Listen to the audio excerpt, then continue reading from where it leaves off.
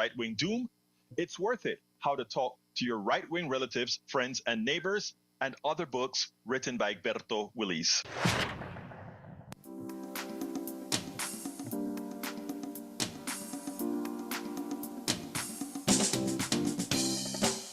Welcome to Politics Done Right. My name is Egberto Willis, your host. Good morning, Houston. Good morning, Harris County. Good morning to the great state of Texas. Good morning to the United States of America.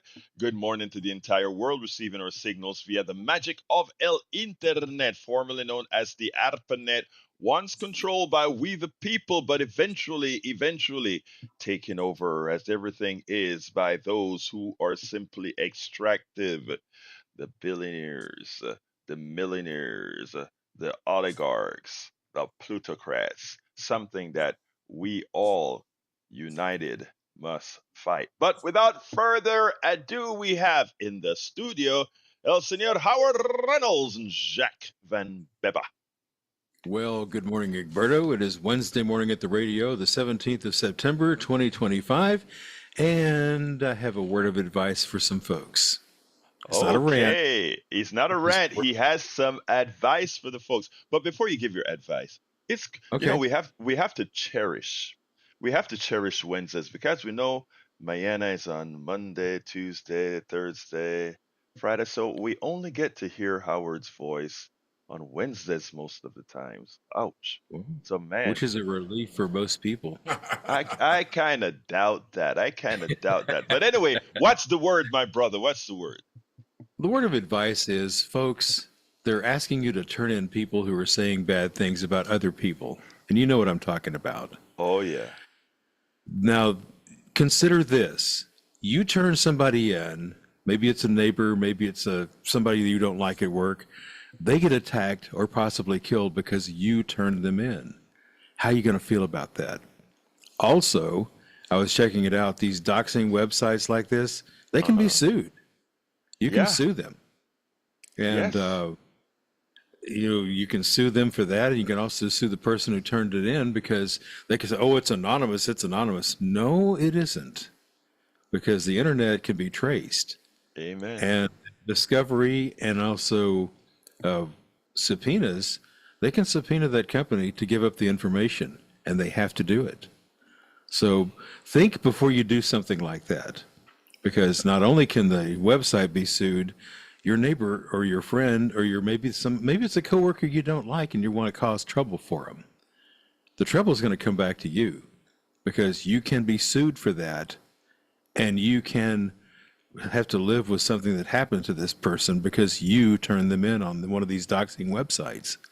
I was researching this last night because I wanted to know, because there's all these solicitations of, turn in this person for saying something bad about this particular event that just happened.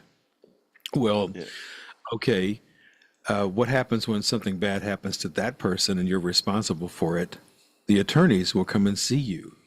So think before you do this. That's my advice. That's great advice. And the other thing that people don't realize is not because you see something written in somebody's name mean they actually did it. So you go ahead and do that. Remember, so first of all, somebody can do it to you, and it doesn't have to be truthful, but you have to then, somehow prove your innocence, which shouldn't be the case. But in this world that we're in right now, it's a very iffy time that unless we put our big person pants on, there's a hell of a lot more pain to be felt. Yes, indeed. Well, Egberto, that was my advice for the day. And Jack he's going to do a reading here from a book. Oh, Jack, let's hear your reading, my brother. Good morning, Egberto. How are you? Good morning, sir. Okay, this first, it's two quotes. One is pro-neoliberalism and one is reality about neoliberalism. Okay. And the first one is from Kim Phillips Feen from the book Invisible Hands, The Businessman's Crusade Against the New Deal. I thought that was important Okay. to before I start. Okay, the pro neoliberalism is the great innovation of Hayek and Mises which were the grandfathers basically of neoliberalism, was to create a defense of the free market using the language of freedom and revolutionary change. Even as the welfare state and the mixed economy were coming into existence, Hayek and Mises set their political imperative in tearing them down. So I That mean that's their view. They want to tear the good things, the social safety nets and stuff down. Because uh, the corporation doesn't want to pay for them, basically. exactly. Uh, It's a selfish thing, but absolutely, yes, yes. And then absolutely. the reality quote is from Robert W. Chesney in the introduction of Profit Over People, Neoliberalism and Global Order by Noam Chomsky, which Hmm. is he's a great man. Okay, neoliberal democracy. Instead of citizens, it produces consumers. Instead of communities, it produces shopping malls. The net result of an atomized society and the net result is an atomized society of disengaged individuals who feel demoralized and socially powerless.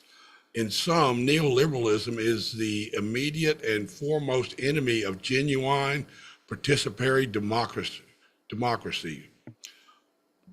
not just in the United States, but across the planet, and will be for the foreseeable future.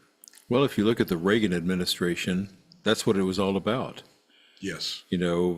They were trying to bring down the size of cars and et cetera. And then Reagan gets, oh, build those great big gas guzzling SUVs. Nobody cares. Nobody wants these little cars. So It was that was about part. consumer.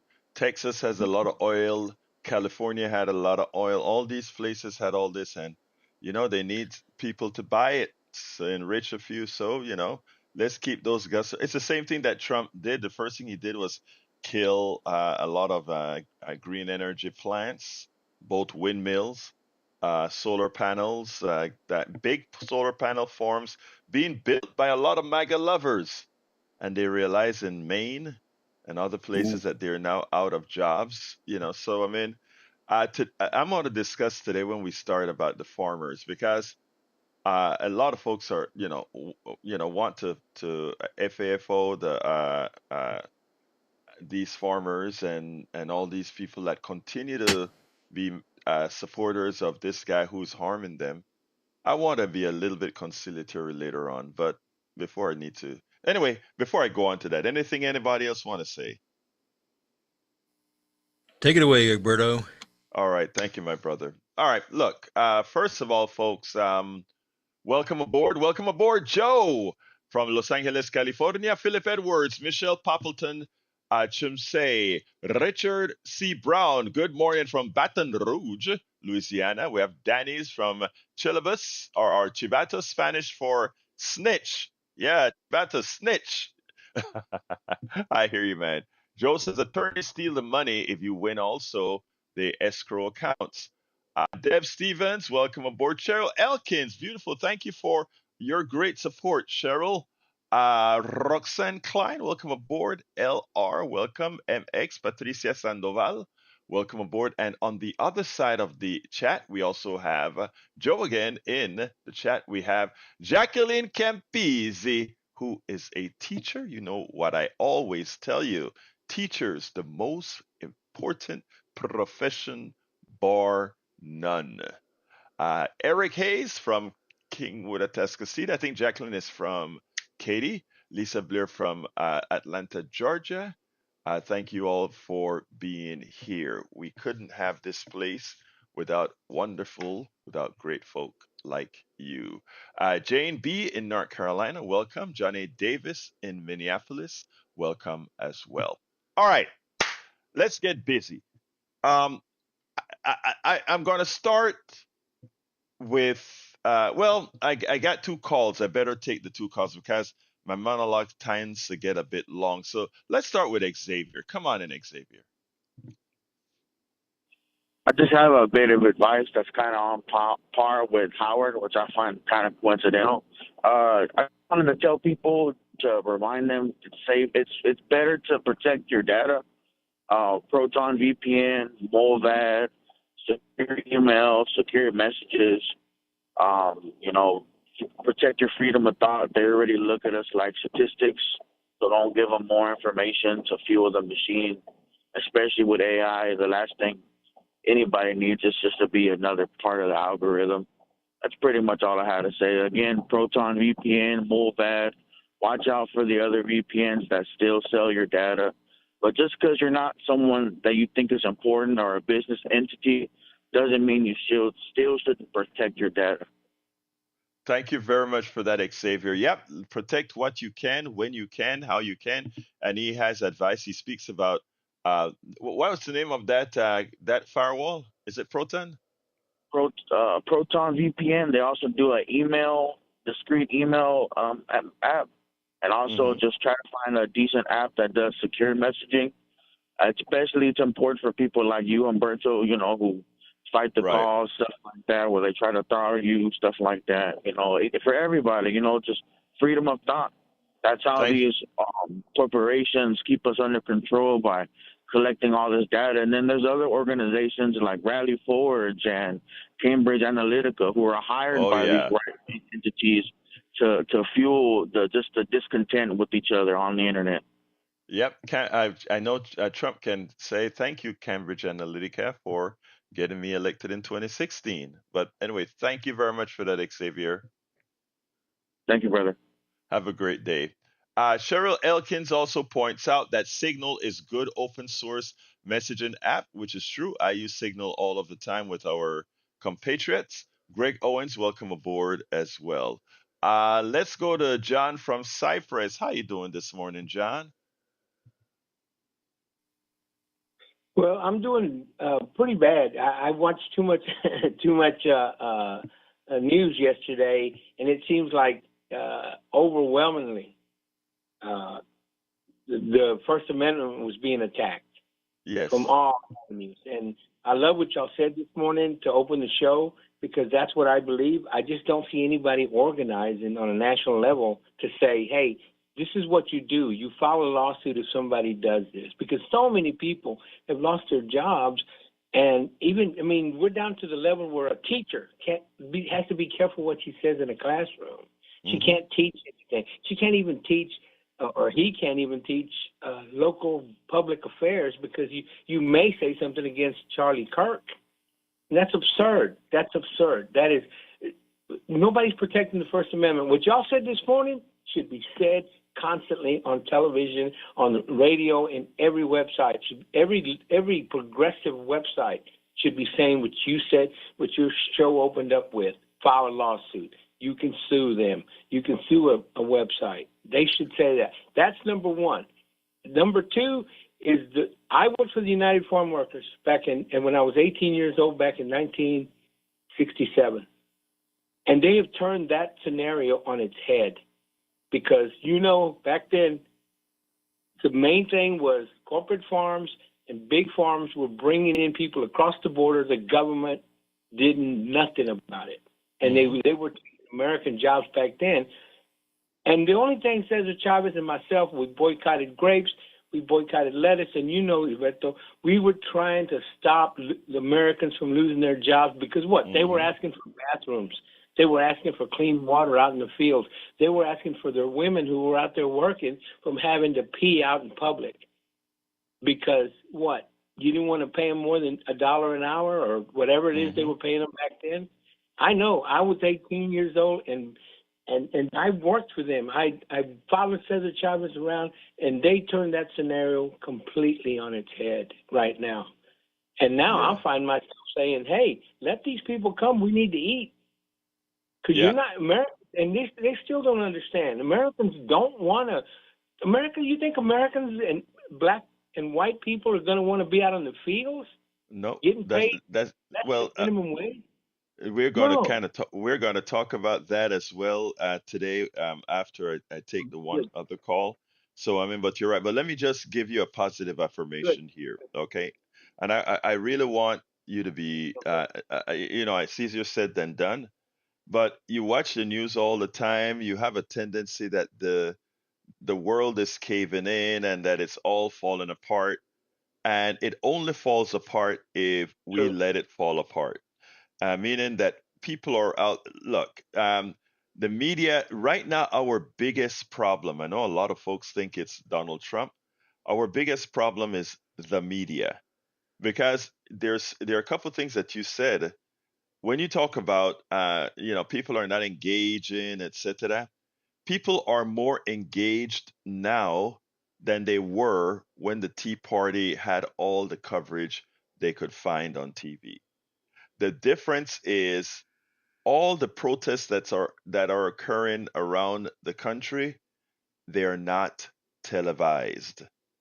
They're all localized, and not even the local media comes out and show the people. Here in Kingwood, very supposedly conservative Kingwood, every Thursday and several Saturdays, there are protests. I mean, there are times that we bring out 100 people, and it is making people aware. And we went from fingers, from dirty calls, from call outs to people now honking their horns, giving thumbs up, and saying thank you very much. That the biggest fear of our plutocracy is that people are waking up, and they're not going to tell other people that people are waking up. And the reason why they won't say it is because it's like a fission reaction, a nuclear fission reaction. You get it started and it becomes self sustaining. And they are scared that right now this thing explodes. And I'm saying all the kindling is there, John. All the kindling is there to get it self sustaining. They're trying like hell to not make it that way. And I'm telling you, it is going to be self sustaining, but we've got to act. And so, no despair, brother. Really, no despair. Just act. People should act I in understand whatever. what you're saying. Go ahead. Well, let me close. Let me close with saying this. People right now I still don't believe what's happening. But I think the grocery prices, the vegetables and the fruit and all that, it hasn't hit the grocery stores yet. But when it does, it's going to be devastating to people. They're going to Well, realize side they should be on here. yeah, well, You know, it has actually started. I don't know. I mean, you must shop at a nice economic place. But when I, oh, I don't. at HEB. Go ahead. I was at HEB yesterday. It's devastating. For me, Yeah, I shop 3 times a day. I'm retired, and I go and I because of my diabetes, I have to make my own food, so I have to right, have vegetables and fruits right, fresh. And right. it is ugly already. It is Thank ugly you, already. thank you, You know, buddy. so Let I me think let me get let me get to John from Minneapolis so I can get started with this stuff. But thank you for calling in, brother John. All right, it's easy, man. I appreciate y'all. I take appreciate care. y'all. Yes. All right, John from Minneapolis, come on in, my brother.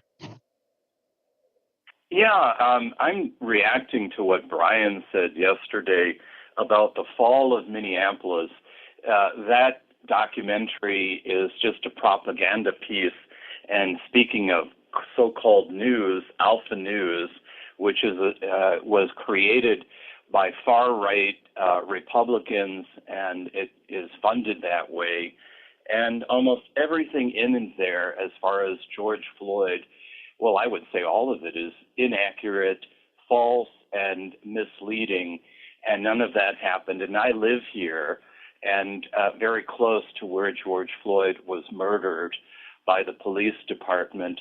And overall, police departments operate very independently and answer usually to nobody. And in the case of this documentary, Bob Kroll's wife put it together, and he was head of the police union, and he was very corrupt, nasty piece of work. And unfortunately, within the heart of a very liberal or progressive city, there isn't much that you can do against that, no matter who is the police chief, who is the administration. And that was the consent decree by the Justice Department to, deal with that, and that was rescinded by Donald Trump. Donald Yeah. Trump. We're not That surprised. Yeah, go ahead. I'm sorry. That's all Yeah, I no, have no. to say. Thank you very much, John from Minneapolis. That is so true. And the right makes great documentaries. I watch quite a few of them, Yeah. and I mean they know how to mislead, and that's the reason why I have grace for a lot of folks in MAGA because again, if you are not well read, if you are not if you don't Oh, if you have a here of prejudice that they can tie into, that's what these things do. They validate all your prejudices and then allow it to exactly. expand and come out. Right? Look, we all have some Right. prejudices in us. We work towards being better people so that we can not let all those externalities that created those prejudices exist. Well, Yeah. they Yeah. are good at doing the opposite. But thank you very much, John. I want to go ahead and get started here. Thank you, brother. All right, look, let me first say that beforehand. I just want you to see a little bit about how the type of person that Trump is and what he intends to do with the mainstream media and why we the the what I call the independent media is so necessary. I played this one yesterday, and what I want to do is play it again for you, for those who didn't hear it. It's only about 4 minutes and change, and then we'll get into the farmers. But I need you to hear this, and then we'll take it on the other side. Let's see. Here we go. Today, Donald Trump threatened a national reporter, specifically ABC's Jonathan Karl. How did he do that? Well, Jonathan Karl asked a very important and specific question. What's this about Pam Bondi going after hate speech when, after all, we know that freedom of speech gives you that opportunity to do that? So he asked Donald Trump that question. Donald Trump looked at the guy and pretty much says, "You're a hater. That's why I sued your company and they had to give me $16 billion. Read, it really means that's why I extorted $16 million out of your company, even as much as they would have won that lawsuit. And by the way, they probably need to go after you. Check this out and then we'll take it on the other side." And what do you make Pam Bondi saying she's going to go after hate speech? Is that, I mean, a lot of your allies say hate speech is free speech. We'd probably go after people like you because you treat me so unfairly. It's hate. You have a lot of hate in your heart. Maybe they'll come after ABC. Well, ABC paid me $16 million recently for a form of hate speech, right? Your company paid me $16 million for a form of hate speech. So maybe they'll have to go after you. Look, we want everything to be fair. It hasn't been fair. And the radical left has done tremendous damage to the country. But we're fixing it. We have right now the hottest country anywhere in the world. And remember, 1 year ago, our country was dead. And now Washington, D.C. is fixed, and I fixed it. The mayor was fine. The mayor was just fine. Okay? The mayor had the sick city for many years. He's been mayor for many years. The one that fixed it was me and my people. And it is so safe. You should take your beautiful wife tonight and have dinner down there. You won't be shot. You won't be accosted. You won't even be looked at incorrectly by anybody. Let me tell you why this is also upsetting. After he asked Donald Trump that question and Donald Trump answered, Donald Trump decided to pivot into him making Washington, D.C. safe. Now, the crime rate in Washington, D.C. has been on a steady decline for the last several years, and it has just continued during the 9 months of the whatever months of Trump's administration thus far. So Donald Trump has really done nothing specific that materially changed the downward spiral of crime in Washington, D.C. But after he threatens Jonathan Karl, which is a very normal tactic that these authoritarians do, right? In effect, he quieted down Karl, because Karl allowed the president then to bloviate about crime in DC going down, to bloviate about what he's going to do in Chicago, what he's going to do in Memphis, etc. And never did Jonathan Karl simply say, but Mr. Trump, the crime rate is declining at the same rate that it has been declining now for several years. So what did you add to it? And what would happen as, let's say, assuming it were the National Guards that even put an attenuation on crimes, what happens when the National Guard leaves if that is the case? But that's not the case. Crime has been going down because, again, it's not just about policing. It's about programs to keep kids off the street, keep people out of trouble, give people opportunities, etc. But Jonathan Karl never got a chance to do that, ask that, or any of the sorts. And why? Because he was intimidated by the president. As the president charged him, it's amazing. This is the independent media is all that we've got, folks, because these people are not going to be able to do their job because they choose to acquiesce to the president. And the other thing is, when you hear the president, the country was dead and all these great things are happening. I'm sorry. The great things that he speaks about aren't happening. Everything that was handed to him, he's pretty much destroyed. And people are going to start seeing it. Our farmers will see it in a minute. Okay, Mike and Bart, I'm going to take you first, but quickly because I need to get into the farmers. Go ahead, Mike, real quick. Hi, good morning, Alberto. Can you hear me okay? Yes, sir. Muchas morning. How you doing today, my brother? I'm doing well, my brother. Listen, I just wanted to point out really quickly, every time I hear Donald Trump talk about hate, he's always yelling at somebody about how hateful they are. And I just wanted to point out, this guy has called for the death penalty on so many people and has been using guns, the military, against his own citizens. I don't understand. I don't understand how he can tell somebody that they're hateful, but he does all of these hateful things. He talks all of this hateful talk. You're absolutely right. And the thing about it is, what we have to do, when I say we, I mean people who believe in truth, progressive folk, etc., is call them out and never get tired of calling them out. Because when they speak, when they lie and it's not pushed back on, it becomes a reality for the entire country. Like they're starting to say things like violence comes from the left. Even Trump's FBI pointed out that by a 75% margin, most of the domestic terrorism, the domestic attack has been coming from the right.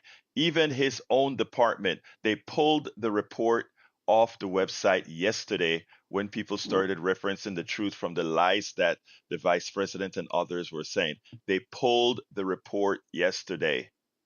The truth is out there. Absolutely. We just have to continue to, whenever they lie about it, we have to continue to tell the truth. Thank you, Mike. I got to go. You're a good person. Let's go to, all right, sir. Bard, come on in and then real quick. Good morning, sir. Yes. Is this the same independent media that's been telling us for the past week that the shooter was a left-winger? And I wonder if you wanted to change your narrative today on that. Oh, absolutely not. The shooter, and let's be clear, and notice what I said, audience. Whenever you have somebody that try to to turn something around, tell the truth. Let's just go over very quickly about. And by the way, I'm going to let you go, Bart, because I'll answer while you're offline. I want to know why this shooter was the right winger, and I have another question for you. Is why? Okay, well, go ahead and ask the other question because I'll do it at once. What's the other question? If he's a right winger, why did he shoot another right winger? All right, we're going to explain that in a minute as well. Thank you very much, Bart. All right, you never will. There is a feud that has been going on between two extreme podcasters. The first one, again, one is of course the person who got killed. He should not have been killed. Let me point that out. But he is with Nick Fuentes. The current was a follower of Nick Fuentes. Tyler Robinson was a follower of Nick Fuentes. There's a feud between Nick Fuentes, and you can look this up. Everybody knows. I played the video on my 3 o'clock show between Nick Fuentes and uh, uh, um, Charlie. And that feud, it's silly. They're both wrong. But anyhow, it is true that Kirk is a very hateful person, and this, as I pointed out on my program yesterday, when people on the right find out that they have been had and are armed, those who have a mental quirk and a lack of inhibition, that gun becomes their friend from that lack of inhibition. And that is what you saw. Suddenly, now that this person realized, and remember, being gay or whatever has nothing to do with what party you belong to. But now that this guy finds out what he can come out and be who he is, the others now look hateful. So to put it bluntly, Bard, he was a right winger and he behaved exactly as the right behaves. And that is, when you don't have your way, you express it violently. Oh, God. Jimmy, real quick, I got to get to the farmers, but come on in, Jimmy. Two things real quick. Yesterday I saw where, Trump is always bragging about all the tariffs are coming in and they're going to make our country so rich. Well, China retaliated on our tariffs. They are no longer buying our soybeans. So the farmers who produce soybeans are just having them piled That's up. what we're going to talk about. That's what we're about to talk about. That's what we're about to talk about. And my other topic is, on Channel 8, American Experience is all about President Franklin Roosevelt and how he fought World War II with Winston Churchill and all that. So it's a very interesting historical program on Channel 8, American Experience, right now about Franklin Roosevelt. I urge people to watch that. On PBS, Channel 8? Yes. Thank you very much. Thank you, Jimmy. Have a wonderful day, my brother. LBW says, notice that the media isn't covering the revolutions in Bangladesh and other areas around the world as well, because they don't want to sow that seed that the idea of us doing the same thing is a real possibility. You nailed it. That's why LBW is a teacher. That's why LBW is la profesora. Like I tell you, moving knowledge forward. It's never happening, says my grocery bill has increased by 35%. Gas is up 40%. And orange juice in Connecticut from It's Never Happening is $10 $10 for, I imagine that's a half gallon. Okay, now I want to talk about the former. Jacqueline Campisi says Trump is a poster child for gaslighting when spoken to. Absolutely so. All right, look, I've never seen anything like it. Trump policies leave U.S. farmers in dire strait. Article from Common Dream. It's a 5-alarm fire, one Kentucky soybean farmer said, describing the harmful effect of the president's tariffs. All over TikTok, all over Instagram, I'm watching a lot of FAFOs for our farmers. And I want to remind all of us of something. I get the urge many times to do that as well. Well, you're getting what it's happening. You deserve it. After all, you voted for it. And some of you still say, even with the pain that you're going through, you're voting for it. And then I step back out of my pride. I step back out of it's earned, but out of my lack of empathy. And then I remember something that we always stood for. And it went with the phrase, united we stand, divided we fall. I also remember that if I have a sick patient, a person with a mental illness, I will have grace on them. And mental illness is not necessarily what you think it is.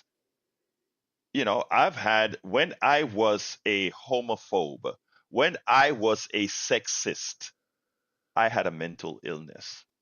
I was indoctrinated from my culture. And I had to give that up. And in giving that up, it made me who I could be. And that's how I look at farmers. That's how I look at those people who vote against their own interests. That's how I look at folks who continue to fray. Now, um, as anticipated, US President Donald Trump's economic and immigration policies are harming American farmers. They're getting it from two sides, folks, both on the labor side and on the price side.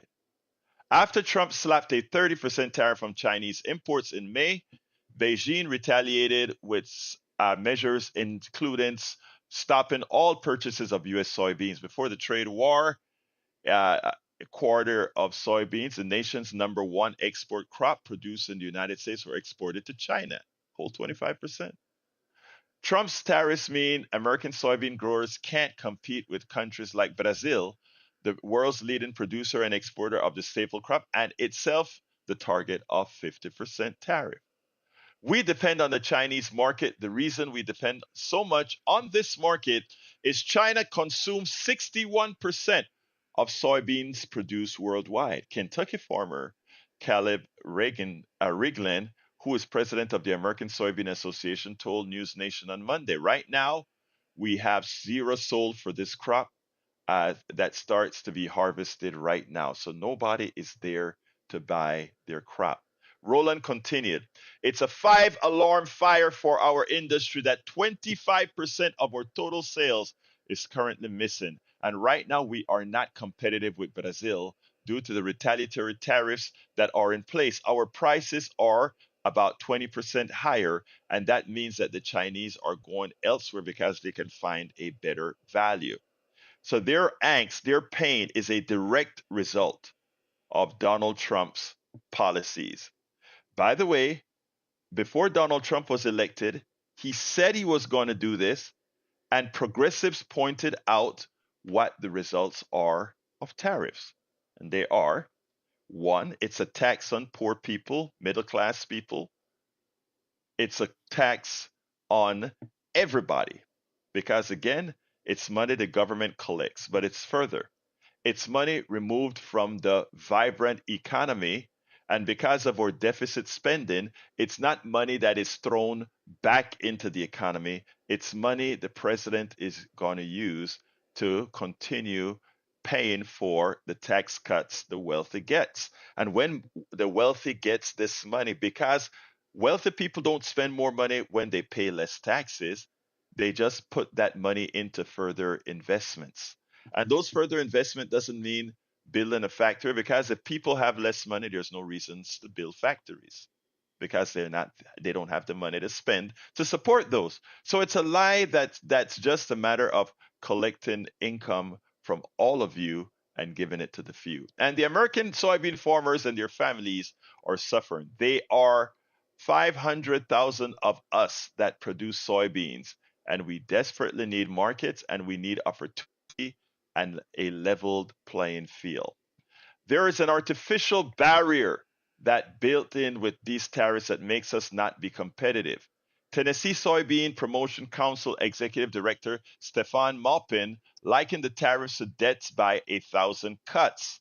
I'll say by one big gash, really. That's what I would say. We are in a significant and desperate situation where none of the crops that farmers grow right now turn a profit. So what does that mean? They need government subsidies. Wait a minute, isn't that called welfare? Isn't that the things that make these folks many a times look at the few people in the urban areas on these programs a problem? We are in a significant and desperate situation. None of the crops that farmers grow right now return a profit. Alan Meadows, a fifth generation soybean farmer in Lauderdale County, Tennessee, said, this has been a really tough year for us. What year is this again? Oh, the year that that the person you elected is now in power, the one that you thought was going to help you out.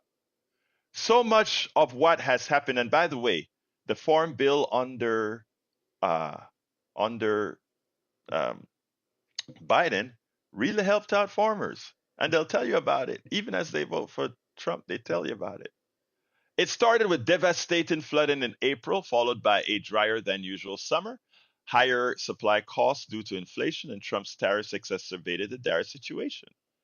But we have a lot of crop. There's a lot of crop to be sold. So even with the floods and the drought, there is still oversupply of product, but nobody to sell it to. So much has happened, and what's going on here is totally out of our control. DC controls the market. Farmers are desperate for help from the federal government. Really? Whatever happened to lifting yourself up by your bootstraps again? Being a rugged individual? Hmm. And where are most of these farms again? Red states. And what's familiar with red states again? Already, you get more money from the government than you pay, but we need to give you more to keep you afloat. I'm good with that though. I'm telling you, I'm honestly good with that. Farmers are desperate. Maupin added that farmers have done everything right. No, they haven't. They voted wrong. They voted for what's occurring to them right now. So the first part of correcting one's of solving one's problem is correcting their behavior. I looked in the mirror when I wasn't the right kind of person. I looked in the mirror and I said, "You would cease to exist." And I mean that both literally and figuratively. You have to first accept that you've made a mistake. Now, remember earlier how I started? I said, if you have somebody with a mental problem, like I had a mental problem at one time, you have to solve that problem. So, how do you solve this mental problem?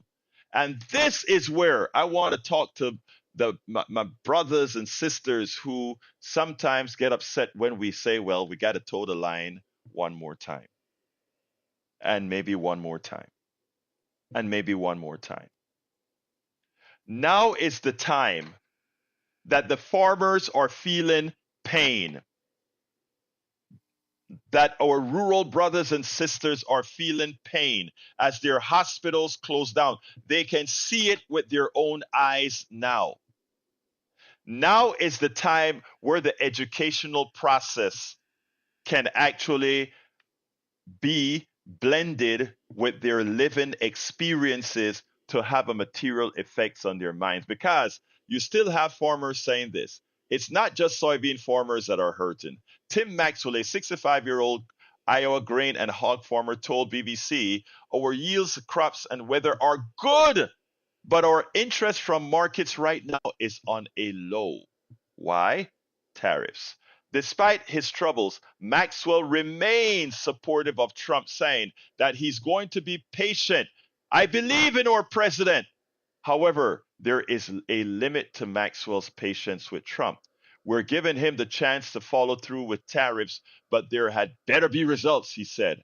I think we need to be seeing something in 18 months or less. We understand risk, and it had better pay off. It also not just Trump economic policies, but let me explain the opening there. I know a lot of you are saying, my God, with all the pain that you're going through, you're still a Trump supporter. Well, yeah. You know why he's still a Trump supporter? He doesn't know any better. Who is out there spending the time, the effort? And I know it's frustrating. Who's out there? LBW, help me here, Professor. Campisi, help me out, Professor. Who is there? You have to teach. You can't be an elitist. You can't be, well, damn it, if you don't know it, you should. You're feeling the pain. Then why are you doing it? Because that's all they know. That's all they know. Look, I want to hate on these people. I want to call these people all kinds of names. And then I realize I would be wrong.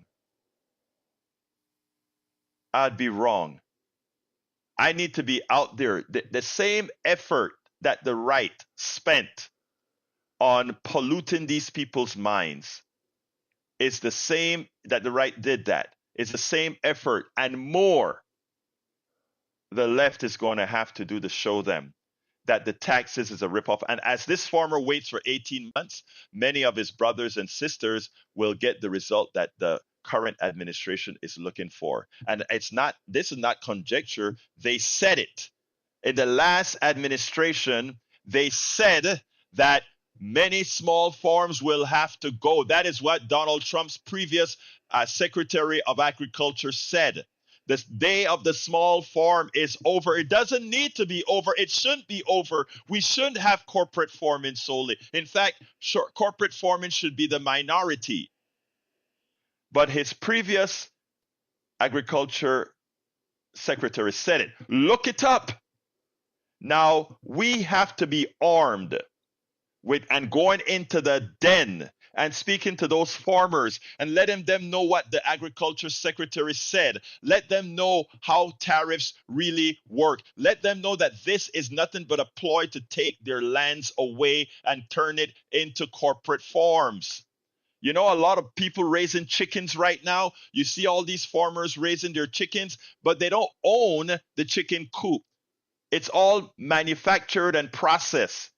They build the company comes and they build the stalls for you, and what you are is a glorified worker for the corporation. That's what most farmers that raise chicken and pigs are becoming. Where they used to control their destiny, now they're controlled by corporate America.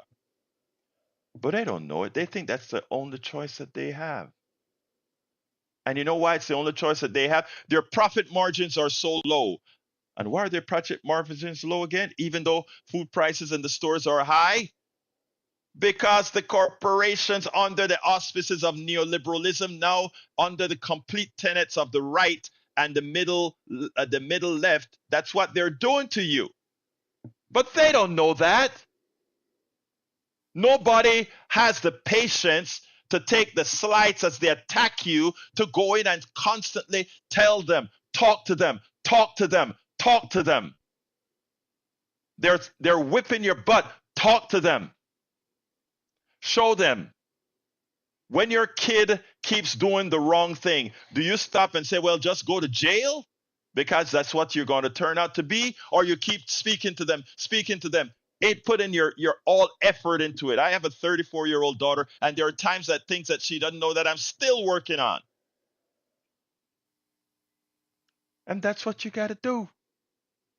And there, as LBW says, it's a perfect time to provide off-ramps to those who are in the right lane of the MAGA movement while they're struggling, while they're not able to make ends meet. And let them know that JD Vance has invested a huge amount of dollars in Acre Trader, which will buy up their foreclosures. That is important, what LBW just pointed out.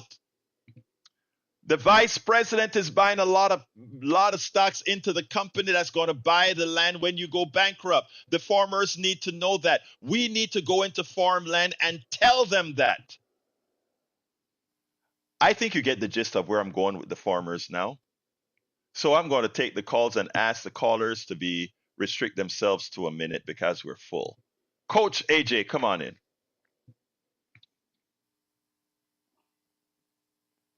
Good morning, Berto. Good morning, brother. Talk to me. First thing, are food prices better, like we were promised? Has anybody done anything to reduce food prices? No. I'm always concerned for our seniors. Most of them on a fixed income, only have Social Security. It's a time when we need to boost something to that group. And thank God for the schools. At least people get to eat. The other thing is the national debt is out of control. The Republicans never talk about the national debt, loss of jobs. How does somebody cut thousands of jobs, government jobs, put people in situations where they can't get capital and they got to cut? And he says, I'm going to fire the person that's keeping the books. He's the one that took in the books. Exactly. And I'll say, real quick, AJ. Everything he does is nothing but a lie out of his mouth. Thank you, He's brother. the most lying person I've ever met in my whole life, and I haven't met him yet. I hear you. Got to go, Coach. Thank you, my brother. Let's go to Brian. Brian, minute. Yes. Cash Patel went before Congress yesterday, and a female senator asked him, why is he requiring women to do one pull-up? And it was an excellent answer. It's, you're going to go against a bad guy, you better be able to defeat him. And the other thing is this a talk show or an attempt at brainwashing? You know that when J.D. Vance gets elected, all of his investments is put in a portfolio, and he doesn't know what he's buying. Other investors are making his money. The All thing right. with the president, all of Thank his you very much. finance Thank you, in Brian. a You continue to defend the people that are screwing you, but enjoy yourself. Have a good day, Brian. Let's go to Bruce. Come on in, Bruce. Good morning. Good Good morning. morning, Bruce. Yeah, I'll be kind of brief. I think you answered my question a little while ago. I was going to say that a lot of these farms are owned by corporate entities, and we know Trump loves big business.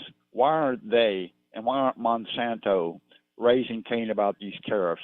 And the other question I have, well, it's not a question, it's a statement, is we can't let Trump turn into Pinochet. We got to stand firm. I'm done. Thank you very much, my brother. It's important because what Bruce just asked is very important.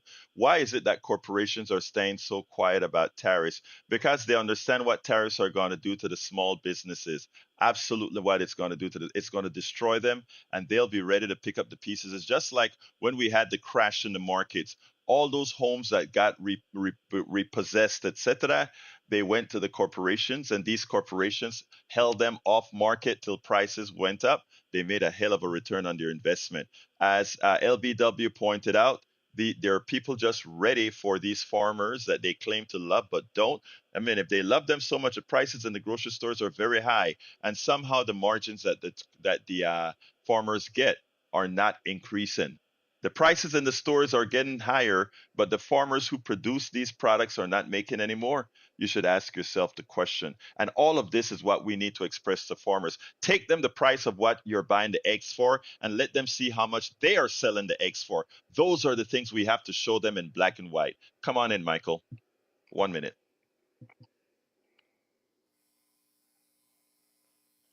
Okay, line 4, Michael.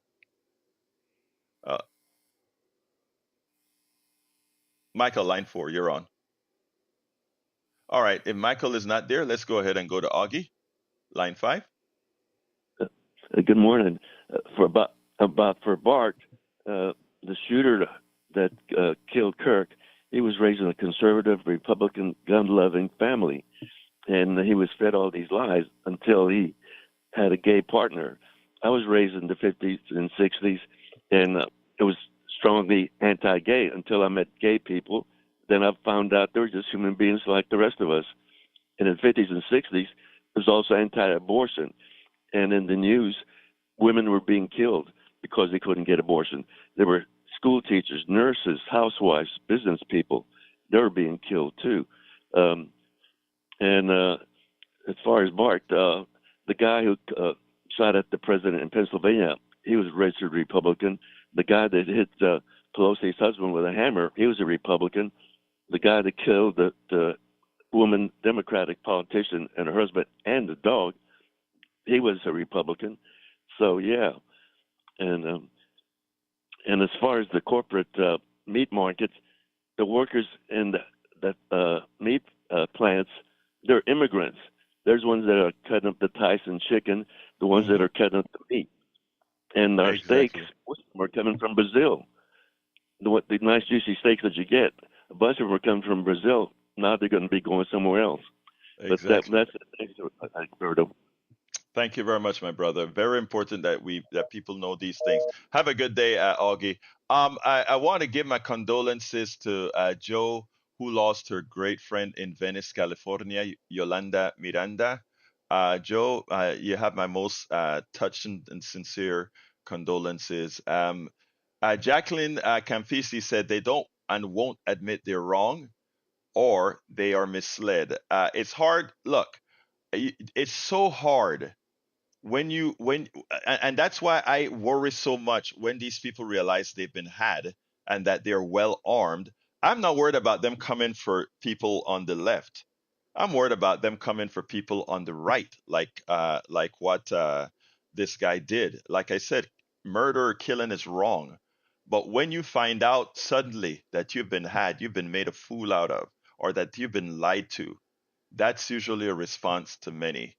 Uh, Anthony LeFranco says Kirk's murder was 22. That means since puberty he has been hearing Trump and MAGA hate, and that is that. I mean, that's not a that's a statement of fact, Anthony. A statement of fact. All right, let's go to the studio. El Señor Howard Reynolds, Jacques Van Bebo. Well, I'm always amused and amazed by what Brian has to say. And he sometimes calls me out, which is fine. He can do that. But he never disappoints as far as me looking at the ceiling and going, what in the hell are you talking about? Okay, Jack's got something. Yeah, farmers are hurting, construction companies are hurting, restaurants are closing. There are empty shelves in the grocery store.